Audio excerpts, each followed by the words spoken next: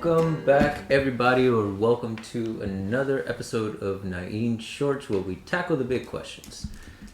Okay, not really. It's just me randomly just talking about stuff, primarily about training, because that's sort of been my life for the last going on 10 years. Now, we've talked about the different benefits that come from training martial arts, and depending on your focus on why you're training martial arts and the overall outcome that you're trying to achieve, it changes the way you go about things. Now, I started with a system called the Bladed Mind, as many of you know, which is less of a complete martial arts system and more of an overall learning system. And what I mean by that is that we don't have a set curriculum, 72 angles, 16 techniques or drills that we have. We use very basic striking systems, and our focus has always been on the learning process. How do we process information? How do we understand information? And more importantly, how do we then pass that on to other students so they can understand it for themselves individually, and it can grow and become whatever it is they need it to become for whatever moment they need it. And for me, it's been a very deep study into how things are processed in my brain. My whole life, I've had difficulty understanding regular things like normal human interaction. And people who have met me know that very well. I don't, there's something missing there that I don't quite get, and I overanalyze things and I make them very, very stringent, which is hard to do when you're trying to learn how to free flow, how to just go off the cuff and whatever comes out comes out. It's either going to work or it's not. And ultimately, that's a description of a fight. You can train things all you want, but at the end of it, when you're in that moment, when your adrenaline's pumping and there's a legitimate fear, whatever comes out, and it's either going to work or it's not. And that has been where my training has been directed to. How do I make that more effective? So what does come out is something useful, something meaningful that's going to keep me safe, keep my loved ones safe, and be able to continue training. Ultimately, we never want to be in that situation, of course. So there are other aspects of the mentality that need to be addressed through your training. But in this aspect is, how do you take something that somebody showed you, say a technique or a concept, an idea, and ask yourself two very simple questions. First of all, what do you see? What is it that you're really looking at? What's actually happening in that moment? And I mean, that's from the person teaching to what they're teaching, the result. Was it given? Was it taken? I mean, there's so much then to extract from an example.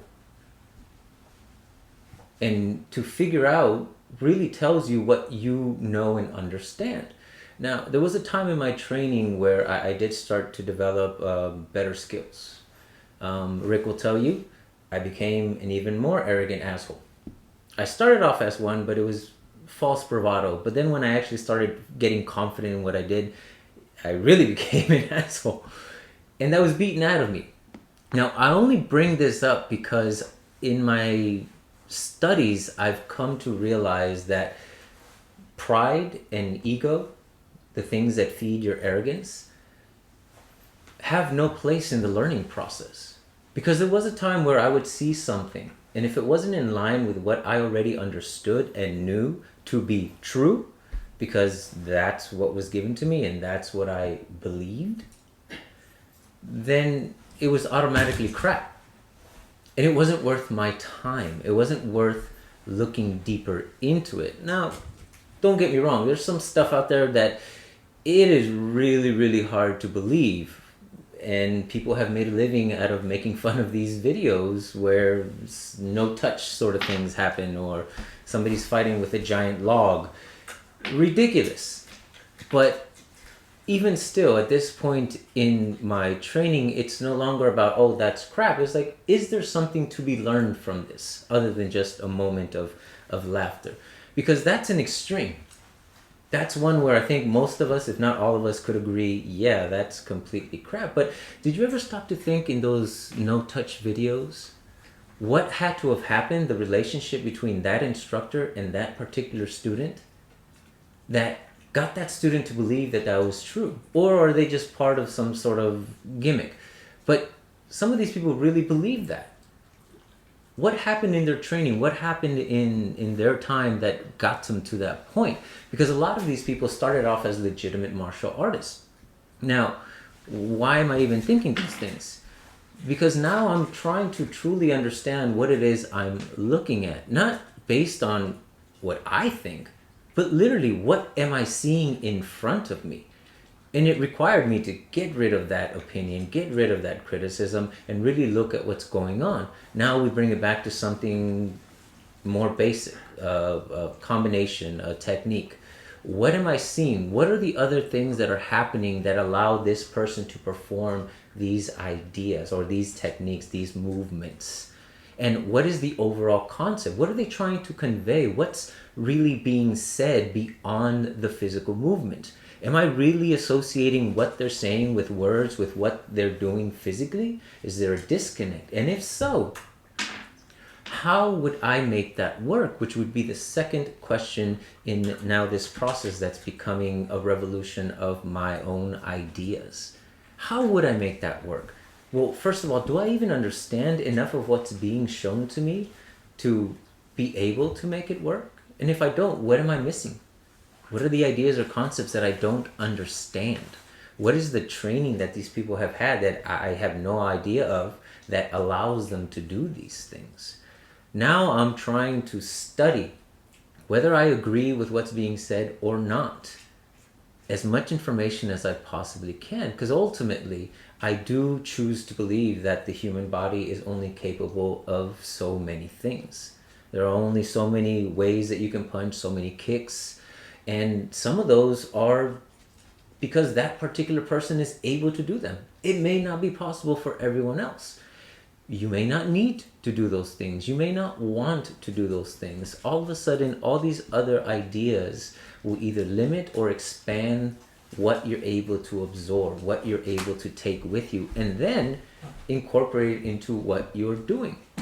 Recently, I was at a seminar, and we were doing a particular, let's say, technique. Now, I looked at the technique, I looked at the mechanics, I did my best to duplicate those mechanics, and as I was doing so, I started noticing this idea of a structure that you're creating. It's kind of a four walls idea with a blade, and I tried little variations here. I tried absorbing the shock, and that was useful in the sense of not getting hurt by this attack. But then I started feeling, okay, how do I then create some sort of force to go along with it? And then all of a sudden I was meeting the strike. And it wasn't like I was reaching out. It wasn't like I was moving in to do so. I was still staying within the confines of what was being shown. But I started understanding my structure a little bit better. How I can keep my arms a little closer, a little softer, and create this pyramid between my feet and my arms and the weapon. So then it became less of an impact for me and more of an impact for the person swinging. Again, I was looking at what I saw, and then I was trying to understand as much as I could, and I was trying to make it work based on what I have, and not just to say, oh, I'm just going through the motions. No, it takes a different type of focus to really look beyond what you may think you know and what you actually don't know, and find some median between the two. It's a very simple idea, but it's one that we do our best to then incorporate to our students as well. A lot of our class is about asking them individually, what are you understanding? What are you seeing? And what are you really trying to do? What's the outcome that you're trying to accomplish? And this mentality goes back and forth all the time, including with myself. And it's something that was given to me by my instructor, because his focus has been to teach me, the individual, And this is an idea that came up because of the pitfalls that come with that. I am not the greatest student. I'll be the first to tell you. I've made way more mistakes than I've gotten right. But I kept going at it. I kept trying to change my perspective on things to be able to understand more. And that is less something that I was taught and more something that I came across in my own personal studies. Because martial arts is a big part of my personal growth, which is the journey I started way before martial arts. So I read information on things like body mechanics, body language, inflection, even astronomy, basic physics. I don't understand the math behind a lot of it, but I do find it to be beautiful. And every once in a while, I find myself having a lesson where these ideas pop in. Force, speed, angle, rotation, torque. All these ideas then all of a sudden sort of find a place to be meaningful. And it's no longer a separation of, oh, I'm in class, so I'm doing this. I'm outside of class, so it's completely different. It's completely gone. It's all encompassed. Because again, if the human body is just the human body, and we're the one thing that's going to be involved in every aspect of our lives, well, there is some correlation. There is some connection there. And if we go a little deeper, what rules all that? Our mind, our brain. It is the computer that has all the functions, that makes everything work, keeps you breathing, keeps your heart pumping, keeps your blood flowing. So for us, that became the focus of our training. That became the way that then we analyze what we're seeing and how we would do it. Is because we want to understand what it's doing to the mind. How does it affect it? How can then we use that idea for fighting? And whether or not you believe it, whether or not you already know it, it's a huge part in the sense that if you hit somebody, if you hit them hard enough, what does that do to them? Sure, if you hit them in the right place, it might disable whatever it is you hit. But even if you don't disable it, what does that immediate pain do to somebody's brain? Are they really thinking, oh, I'm about to hurt this person, or I'm going to continue to try to hurt this person? Every situation is different, and not everybody's going to react the same way to that stimulus. So again, what are we seeing? Do we see that one technique is going to work for everybody or against every opponent? I don't think so. Not if we consider the things we were just talking about, how people respond to things, whether it's physical stimulus in a fight, whether it's the stimulus in your training, whether it's the words that are being said. It all affects the brain differently into each person. But if we can simplify that process, so every student then starts doing that themselves, starts analyzing every situation, starting in class, based on what they understand, and then associate it to what they're being taught, and then figure out, to the best of their ability, what they can do with it. I like to believe, or more importantly, I think I choose to believe, that that will become essential for being able to truly protect themselves in an environment that has no rules, in a place where they're not going to tell you what rank they are, they're not going to tell you what techniques they know or art that they practice. They're just going to try to harm you. And again, that's the focus of my training, self-protection, being able to protect yourself. For me, it started off as I just wanted to be able to walk calmly down the street. But where do I go from there? And this is where my journey has taken me and where these ideas have culminated. Because as I study the words of some of the older practitioners, the ones that truly banged, the ones that were in fights and are still around to tell about it, they've cut out so much of what they used to do and focus on getting that result, hitting hard and getting out. They don't want to spend a lot of time doing all these fancy things. They want to get in and get out. One, because they may just not have the energy for it. Two, they've lived long enough and really don't care to spend all that much energy on any one person. So a lot of the things that I'm starting to notice that they're talking about is how to minimize motion. And we've talked about it, and I know you've probably heard other people talk about, there's different terms for it. What I'm talking about is doing less but getting a better outcome physically. And what I see isn't so much that they've learned this new trick, they've learned something that, a new way of moving. They just have limitations that they now have to acknowledge because of their age, because of their size. Graciela said everyone should train like a woman, but because biologically the size difference, the strength different, it affects the way that you perform a technique. So you have to be more savvy in the way that you perform those things to get the same result than somebody who's 6'2" and can bench press 300 pounds. Those differences do matter in some point or another. And if we don't notice them, if we don't add them to it, not just the physical, but also the mental aspects, then are we really looking at something objectively? Are we really seeing everything that we could possibly see in that moment, in that demonstration, in that video, in that lesson?